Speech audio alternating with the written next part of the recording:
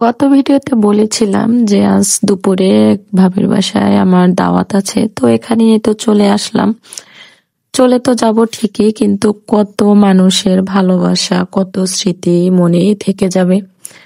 চলে যাব ঠিক, কিন্তু মানুষের ভালোবাসা যা পেয়েছি এটা আজীবন কিন্তু মনে থাকবে। তো আমার জন্য অনেক কিছুই রান্না করেছে, আর এখানে আমার মেয়েটা মাছ দিয়ে ভাত খাবে বলছিল, কিন্তু মাছে তো প্রচুর কাটা, সে তো ছোট এখনো বেছে খেতে পারে না। তো এই জন্য আমি বললাম যে মাংস আর ভাত খাক আর ডাল দিয়ে। তো তাকে দেয়া হয়েছে, আর এখানে আমি এখন ভাত খেয়ে নেব। তো এই এলাকায় আসার পরে অনেকের সাথে খুব ভালো সম্পর্ক হয়েছে।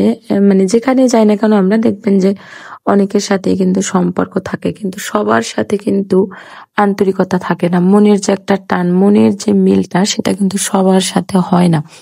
কিছু কিছু মানুষের সাথে এমন ভাবে সম্পর্ক হয় যে তাদেরকে ছেড়ে যেতেই কষ্ট হয়, মনে হলে খুব খারাপ লাগে।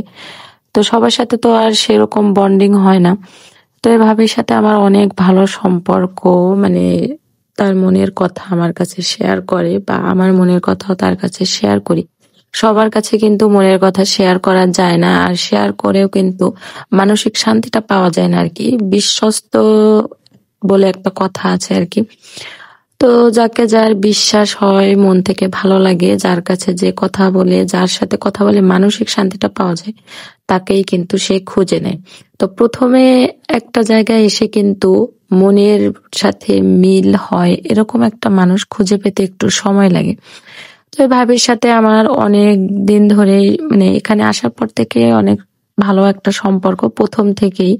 আর যত দিন যায় সম্পর্কটাও তো তত গভীর হয়, সেটা যে কোনো সম্পর্কই।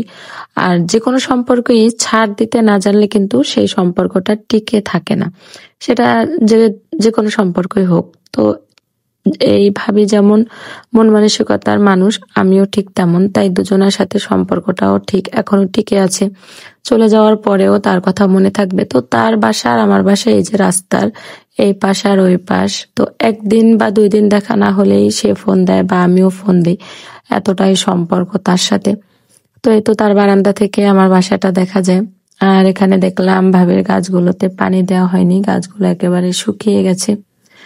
তো চলে যাব, সবকিছু মিলে আসলে খারাপ লাগছে, কিন্তু কি বলবো, আসলে কিছু কিছু সময় কিছুই বলার থাকে না, মানে ভাষা খুঁজে পাওয়া যায় না আর কি।